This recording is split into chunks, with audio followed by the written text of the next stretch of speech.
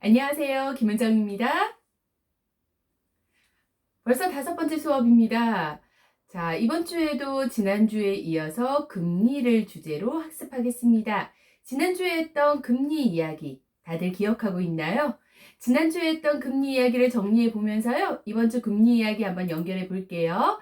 지난주에 화면 중에 하나죠. 기억할지 모르겠어요. 금리를 뭐라고 했습니까? 돈의 가격입니다. 자, 예를 들어 한번 생각해 보겠습니다. 10만 원 하는 신발을 10% 할인합니다. 얼마에 구매할 수 있습니까? 그렇죠. 9만 원에 구매할 수 있습니다.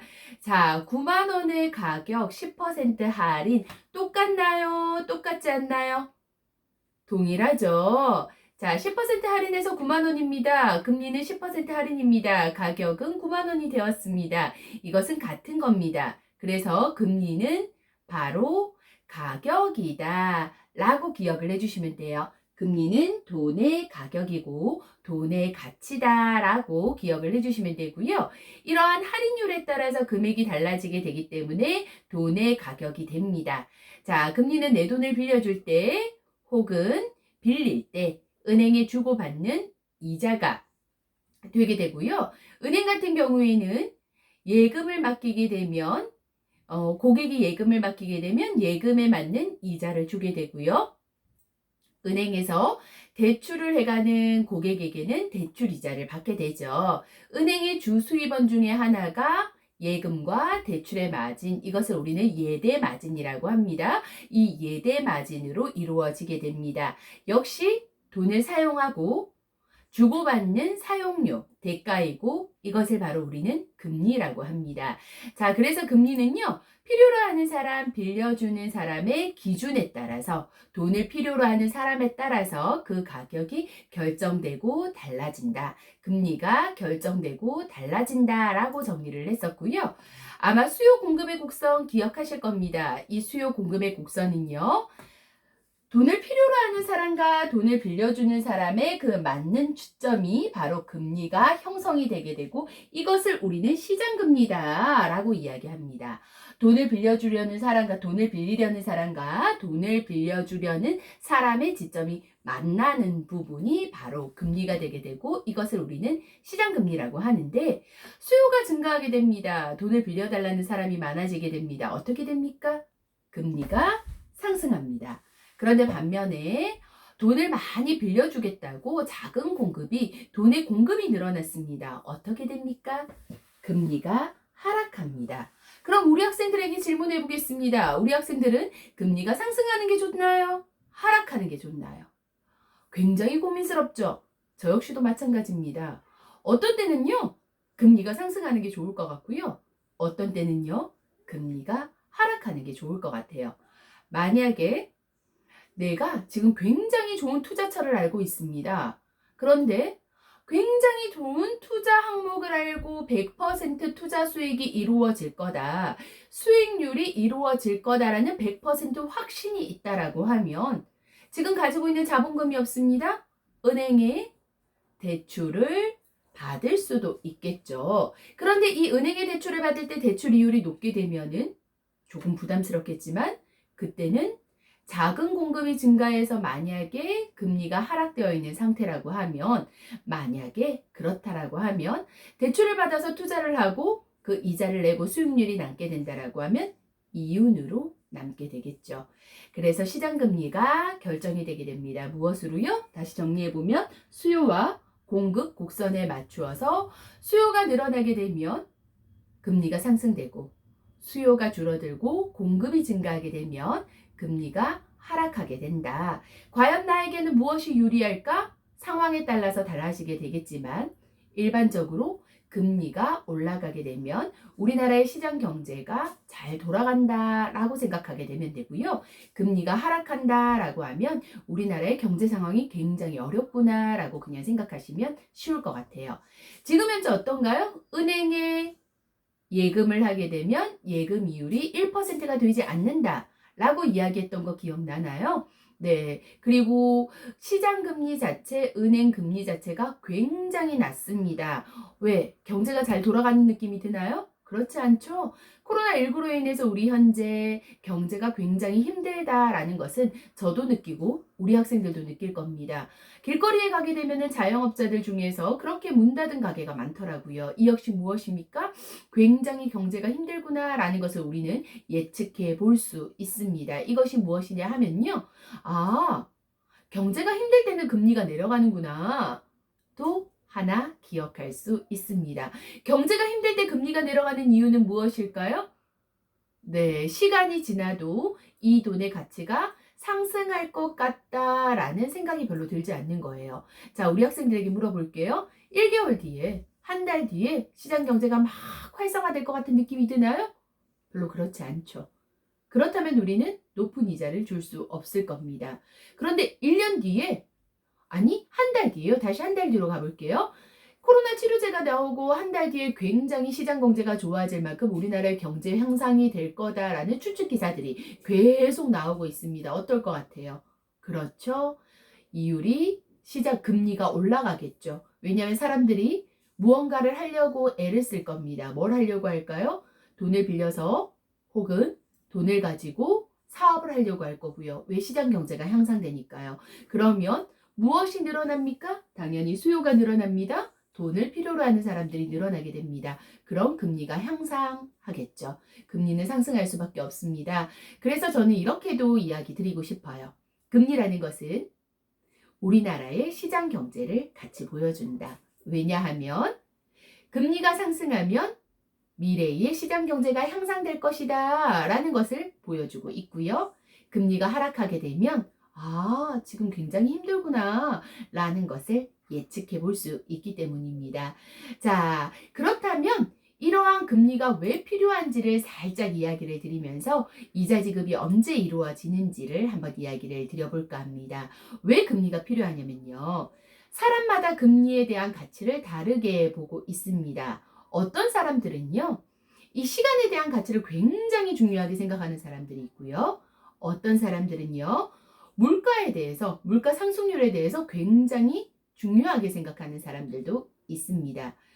예를 들어서, 나는 시간이 소중한 사람입니다. 라고 이야기하는 사람이 있습니다. 그런데 이 사람이 돈을 투자해서 이 투자한 돈에 수익을 올릴 수 있는 미래에 대한 가능성이 높다라고 가정을 하는 사람인 거죠.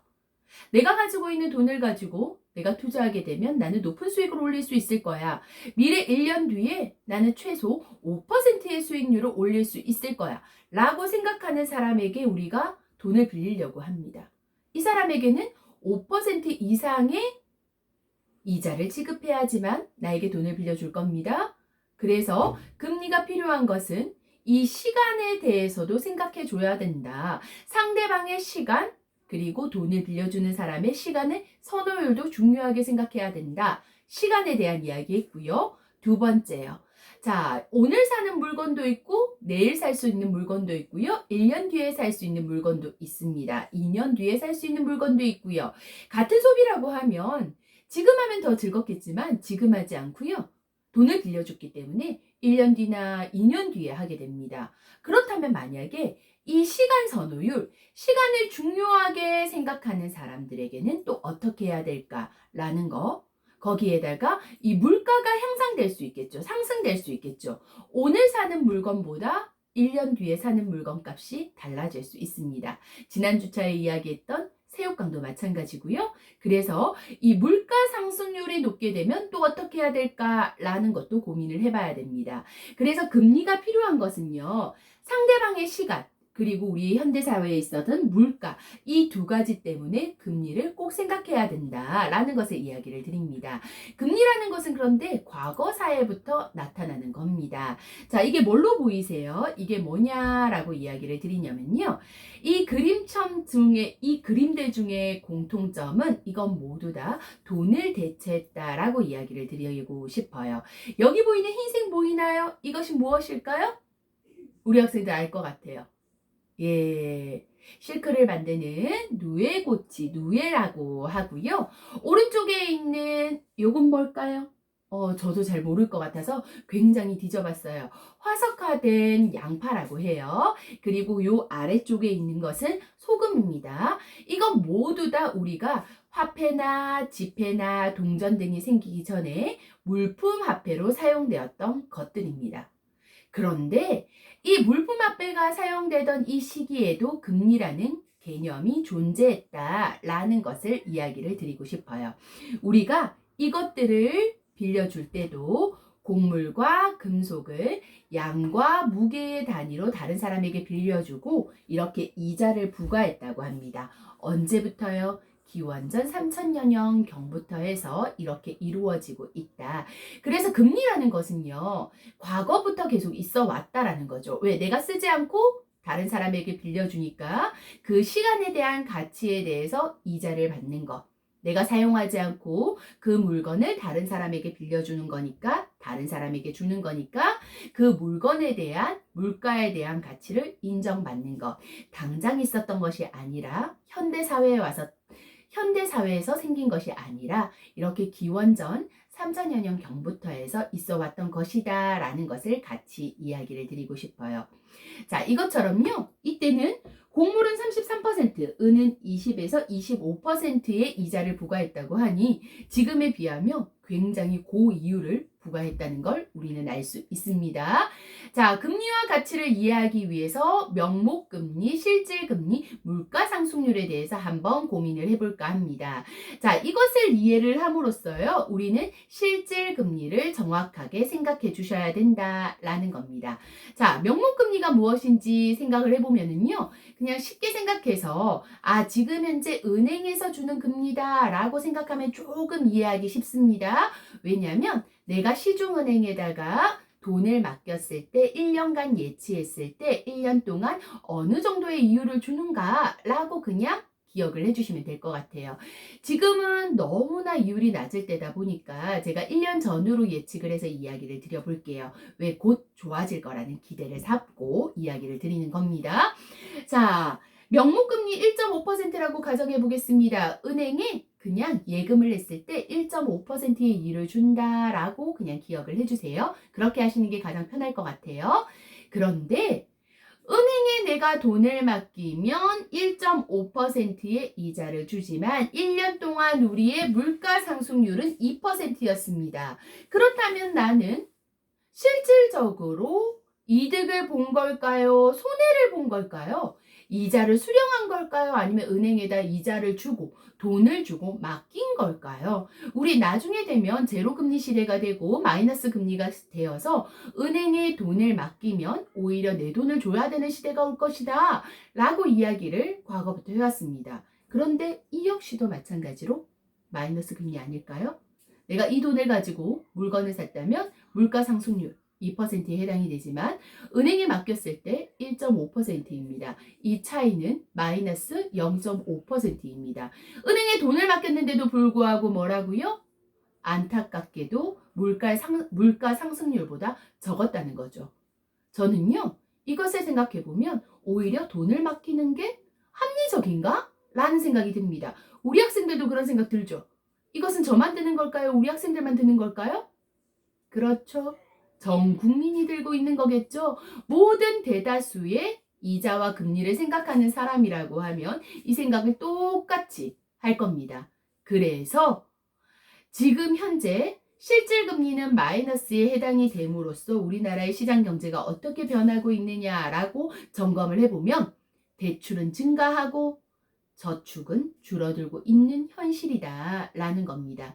대출이 증가하는 것은 명목금리가 1.5%이면 대출금리는 여기에서 조금 더 주게 되겠죠. 제가 명목금리를 예금금리다라고 이해해달라고 부탁을 드렸습니다. 그렇다면 예금금리가 1.5%면 대출금리는 2.5%, 3% 정도 저이율로 빌릴 때는 가능할 겁니다. 만약에 그렇다고 하면 물가 상승률이 2%이기 때문에 누가 저축하려고 할까요? 때에 따라서는 빌려서 쓰겠다라고 하는 사람들도 생겨나는 거죠. 이것처럼 대출이 늘어나고 저축이 줄어드는 시대가 점점 오고 있다더라 라는 겁니다. 정말 안타까운 것 같아요. 2017년도에 우리 물가상승률을 한번 살펴보게 되면 2017년도에 물가상승률이 1.5%였고요. 그리고 2017년도에 은행의 시중은행의 1년 만기 정기 예금이율을 살펴보면 1.5%예요. 이걸 생각해보면 돈을 넣는 거냐 물건을 사는 거냐 똑같구나 부터 시작해서 그 뒤로는 마이너스가 지금 계속되고 있다더라 라는 이야기를 살짝 건네드립니다. 그럼 우리 학생들은 어떻게 할 것인지 학생들의 의견을 한번 물어보고 싶어요. 자, 만약에요 어떤 사람이 와서 우리 학생들에게 이렇게 이야기합니다. 오늘 1,000만 원을 가지실래요? 아니면 1년 뒤에 1,000만 원과 50만 원의 이자를 붙여서 드릴까요? 라고 물어보는 겁니다. 어떻게 하실래요? 자, 그런데 이 시기에 한번 점검해 보겠습니다. 만약에 은행의 금리가 1%다 라고 한다라고 하면 오늘의 1,000만 원이 1년 뒤에 1,010만 원이 됩니다. 그렇다면 지금 현재 내가 결정해야 되는 것은 1,000만 원을 받을까요? 1,050만 원을 1년 뒤에 받을까요? 당연히 후자를 선택하고 싶겠죠. 내가 만약에 또 다른 투자처가 없다면요. 자, 시간에 따른 가치만 살펴보겠습니다. 그런데 만약에요. 또 다른 만약입니다. 금리가 20%입니다. 오늘의 1,000만 원이 1년 뒤에 얼마가 됩니까? 그렇죠. 1년 뒤에 1,200만 원이 됩니다. 내가 오늘의 1,000만 원을 받겠습니까? 1년 뒤에 1,050만 원을 받겠습니까? 오늘의 1,000만 원을 받아서 이것을 1년에 20%의 금리를 주는 곳에 예치를 하고 1년 뒤에 1,020만 원을 수령하겠죠. 마찬가지입니다. 물가 상승률이 10% 인상이 되었습니다. 이런 일이 있어서는 안 되겠죠. 그런데 물가 상승률이 10% 인상이었습니다. 그렇다면 만약에 1,000만 원 물건을 오늘 구입하시겠습니까? 그럼 1,000만 원으로 구입할 수 있겠지만 1년 뒤에 구입하게 되면 1,100만 원으로 구입해야 되고요. 그런데 돈을 받게 되면 1,050만 원을 받게 됩니다. 과연 나는 어떤 것이 합리적일까요? 굉장히 합리적인 재무와 합리적인 경제에 대해서 스스로 고민하고 또 고민하고 고민해 보셔야 되겠죠. 자, 그럼 우리는 조금 이따 직장인이 될 거잖아요. 직장인이 되었을 때 한번 가정을 해볼게요. 월급을요. 일을 하기 전에 주는 회사가 있고요. 일을 하고 나서 주는 회사가 있습니다. 과연 나는 똑같은 근무 조건에 똑같은 급여를 준다면 어느 회사를 가는 게 좋을까요? 시간에 대한 가치? 그렇죠. 어떻게 보면 금액이 동일하다고 하면 하루라도 빨리 받는 회사가 좋겠죠.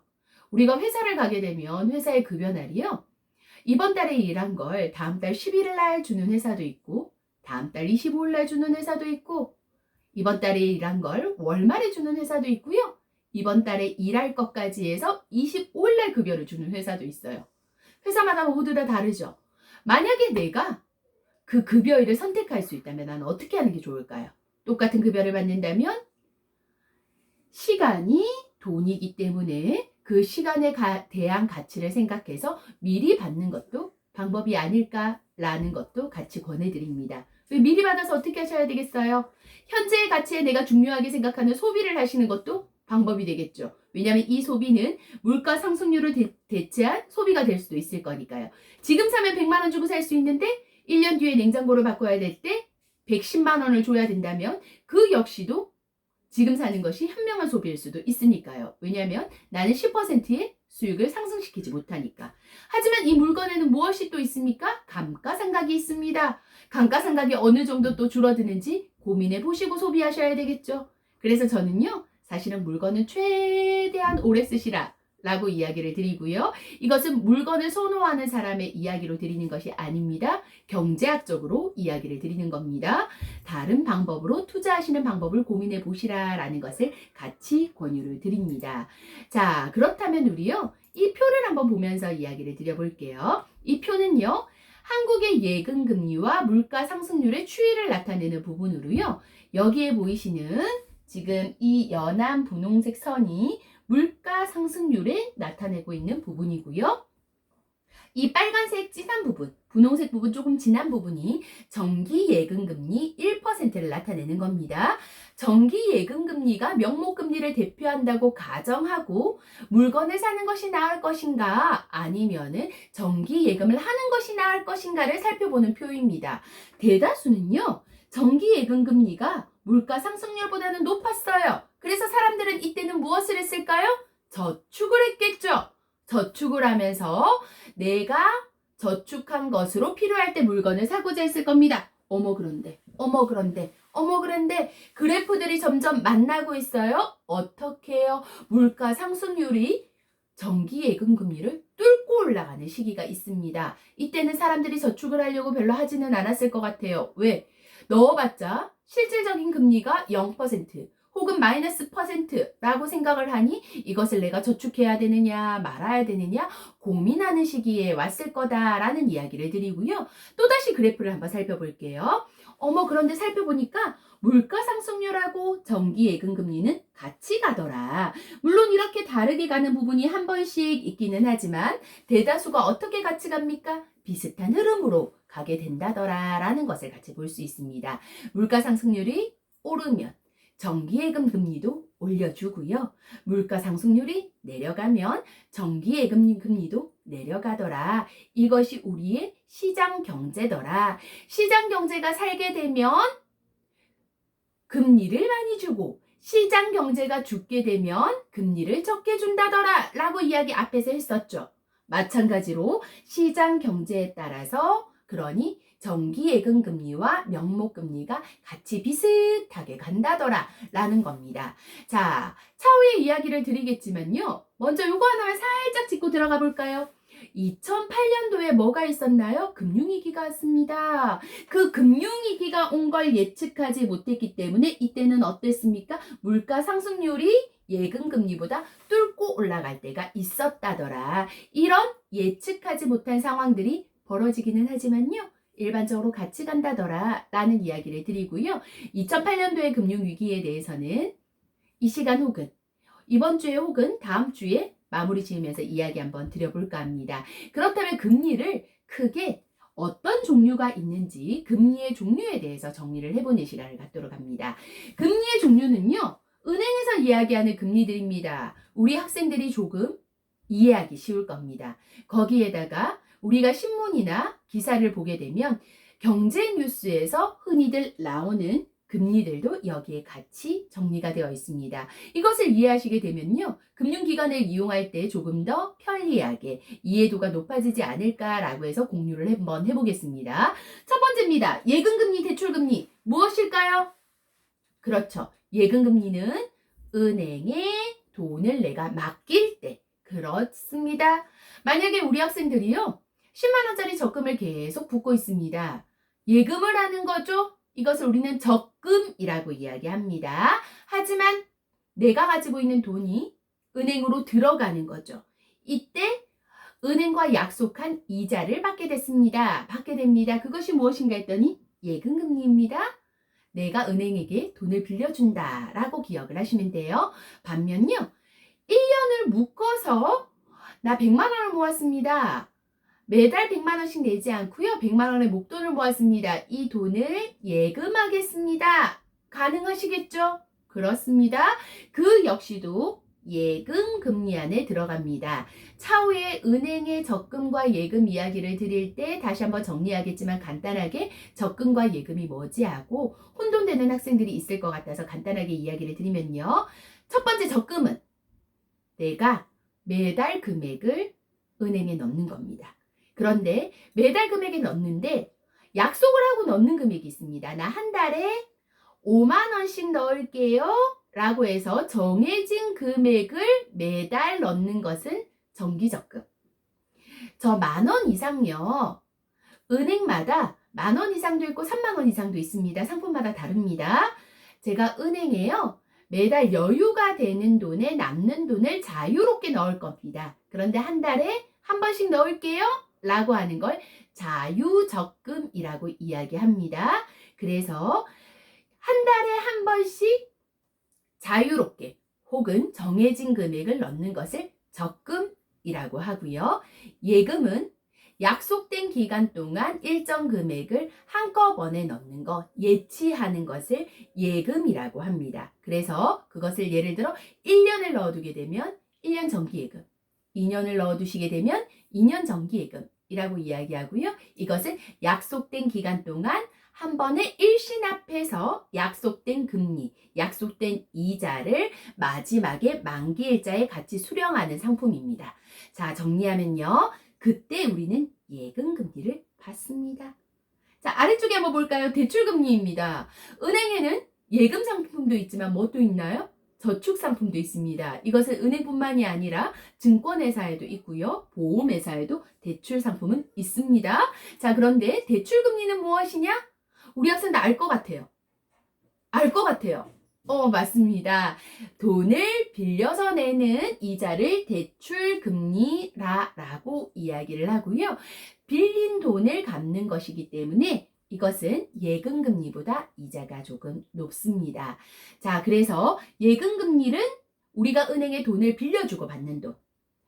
대출금리는 우리가 은행에 돈을 빌리고 주는 이자라고 생각하면 되고요. 은행은 당연히 돈을 가지고 경영을 하는 곳이기 때문에 예금금리와 대출금리의 마진을 가지고 주수입을 잡는다. 그래서 예대 마진이다 라고 이야기하죠. 그래서 당연히 대출금리가 높을 수밖에 없다라고 정리를 합니다. 자, 그렇다면 고정금리, 변동금리가 무엇인지 한번 이야기를 나눠볼까 합니다. 고정금리, 딱 정해진 금리구나. 변동금리 뭘까요? 변하는 금리구나. 어떻게 고정금리요? 자, 대출 기간 동안 시중금리가 계속 올라도 혹은 계속 내려도 똑같은 금리를 주는 겁니다. 변동금리요? 변동금리는 실제 시장금리, 예금금리, 물가 상승률과 연동해서 그때그때 달라지는 금리를 변동금리라고 이야기를 하는데, 고정금리, 대출금리가 일반적으로 은행 상품에서는 언제 쓰이느냐라고 했더니 예금 상품은 대다수가 고정금리입니다. 대출 상품은 고정금리 상품과 변동금리 상품이 있습니다. 고정금리 상품이 좋은가요? 변동금리 상품이 좋은가요? 라고 묻는 경우가 있어요. 우리 학생들 생각은 어때요? 뭐가 더 좋을 것 같아요? 돈을 빌리러 갔습니다. 고정금리 상품으로 대출을 받으시겠어요? 변동금리 상품으로 대출을 받으시겠어요? 고민되죠? 저도 고민됩니다. 그런데 저는요, 변동금리 상품으로 받을 것 같아요. 고정금리 상품이 좋을까요? 고민될 겁니다. 다시 한번 정리해보면 그렇습니다. 예를 들어서 지금 같은 코로나 시기에 내가 고정금리 상품으로 대출이율 1.5% 가능하진 않을 것 같아요. 한 2.7% 정도 해볼게요. 지금 시즌에 2.7%의 상품에 고정금리 상품이 있다면 지금 대출을 받았어요. 근데 만약에 시장 경제가 더 안 좋아졌어요. 시장 경제가 굉장히 안 좋아졌어요. 그러면 내가 이걸 받은 게 이득이겠죠. 이득일 거예요. 그럼 누가 이 이득에 대해서 책임져야 되나요? 은행에서 책임져야 됩니다. 그런데 반면에 내가 고정금리 상품으로 2.7%를 받아서 다시 정리해 볼게요. 미안해요. 자, 고정금리 상품으로 대출을 받아서 저는 2.7%로 대출을 받았습니다. 그런데 시장 경제가 굉장히 안 좋아졌어요. 그래서 안 좋아지다 보니까 대출이율이 어떻게 되겠어요? 점점점 내려가겠죠. 내 마음은 어떻겠습니까? 그때 변동금리로 받을 걸. 이라는 생각이 들겠죠. 왜 더 이상 경제는 나빠지지 않을 거야 라는 생각에 고정금리로 대출을 받았는데 대출 이율이 더 내려간다라고 하면 나는 높은 이자를 납부하고 있어야 되니까 그 당시에 제가 드는 생각은 무슨 생각이요? 그때 변동금리 받을 걸. 이라는 생각이 들 겁니다. 그런데 반면에 우리가 코로나가 끝나고 나서 시장 경제가 점점 더 좋아졌습니다. 나는 2.7%로 대출을 받았는데 지금 현재 은행에 가서 대출을 받으려고 하면 3.5%, 4% 이상으로 대출을 받아야 되는 상황인 거죠. 똑같은 담보를 기준했을 때요. 이때는 은행이 그런 생각을 하겠죠. 아, 그때 고정금리 상품 내지 말걸, 변동금리 상품만 낼걸, 이라는 생각을 하겠죠. 그래서 고정금리 상품 같은 경우에는요, 보통 시장금리의 변동의 위험은 은행이 대다수가 감수를 합니다. 물론 소비자도 감수할 수 있지만 소비자는 뭘 할 수 있냐면요, 대출을 갈아탈 수 있거든요. 대출이 이율이 더 낮아졌어. 나 그러면 이 대출 안 쓸래. 라고 하고 대환 대출을 신청할 수 있거든요. 대환 대출이라고 하는 것은 기존에 사용하던 대출을 바꾸는 거죠. 그렇다면 이 생각할 거예요. 그렇다면 고정금리가 좋지 않나요? 이율이 내려가면 무조건 다시 갈아타면 되니까요. 아닙니다. 왜냐하면요, 보통 대출마다 약속을 합니다. 어떻게 약속을 하냐면요, 3년 이내에는 원금을 이만큼만 상환할 수 있습니다. 그때만 중도 상환 수수료가 없습니다. 예를 들어서 제가 1,000만 원의 대출을 받았을 때 3년간 30%만 원금을 상환할 때, 중도에 상환할 때 수수료가 없다라고 가정하면 1,000만 원 중에 30%인 300만 원까지는 중도 상환 수수료를 받지 않습니다. 그런데 만약에 내가 1,000만 원의 전액을 상환하고자 한다라고 하면 300만 원을 제외한 700만 원에 대해서는 중도 상환 수수료를 내야 되는 거죠. 약속된 이자 외에 더 수수료를 납부해야지만 가능하고요. 이것을 다 갚고 다른 상품으로 갈아타려고 할 때 물론 이자율은 낮아지겠지만 그 중도 상환 수수료 부분이 있기 때문에 과연 이것이 이득일까 아닐까 또 고민해야 됩니다. 자, 그렇다면 이제 변동금리 한번 살펴볼까 합니다. 변동금리는 무엇인가 라고 했더니요, 대출 기간 동안 실세금리와 연동해서 이자율이 계속 변합니다. 물가상승률도 보고요, 시장금리도 봅니다. CD연동금리도 봅니다. 모든 연동금리들을 다 보면서 변동금리와 연결해서 시장경제가 좋아지면 이자 많이 받고요, 시장경제가 나빠지면 이자 적게 받는 금리가 계속 변한다라는 이야기입니다. 자, 그래서 고정금리가 좋습니까? 변동금리가 좋습니까? 저는 중도상환 수수료를 생각해서 제 입장에서는 대출을 받는다라고 하면 변동금리 상품을 선택할 겁니다. 그런데 만약에 시장 경제가 좋아지는 상황에서는 또 고정금리로 고민해 봐야 되겠죠. 그런데 이것을 잘 선택하기 위해서는 무슨 공부를 같이 하셔야 될까요? 뉴스도 많이 보고요. 네, 경제 뉴스 그냥 쭉 보세요.